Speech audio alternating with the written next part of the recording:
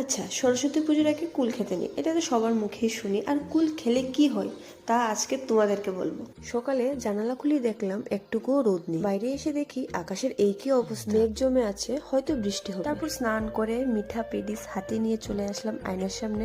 আজকে ভূমি একাদশী, বছরের সবচেয়ে বড় একাদশী, তাই সকাল সকাল স্নান করে নিলাম। তো চলো আজকে ব্রোকলি উইথ পনির রান্না করা যাক। তো এখানে নিয়ে নিলাম গ্রিন পি। সত্যি বলতে আমি ফার্স্ট টাইম ট্রাই করছি, মানে ব্রোকলি আমি এর আগে বানাইনি। আমি যখন কোনো কিছু রান্না করি হয়তো লবণ বেশি হবে, না হয় কম হবে, মানে এটা আমার কমন প্রবলেম। তো কথা বলতে বলতে রান্নাও শেষ হয়ে গেল, আর বিহাইন্ড দ্য সিন দেখলে বুঝবে যে কতক্ষণ লাগলো। আগে শুনতাম সরস্বতী পুজোর আগে কুল খেতে নেই, কুল খেলে নাকি সরস্বতী মা পড়াশোনা সব ভুলিয়ে দেয়। দাদু ঠাম্মার মুখে এই কথা শুনে ভয়ে তো আর সরস্বতী পুজোর আগে কুলই খেতাম না। আর এখন কুল খাওয়া যে কবে থেকে শুরু হয় তা নিজেও জানি না। সবচেয়ে টেস্টি হচ্ছে লাল মরিচ দিয়ে কুল মাখা বানানো। তো কুল খেতে খেতে ভিডিওটা এখানে শেষ করছি, আবারও দেখা হবে, টাটা, বাই বাই।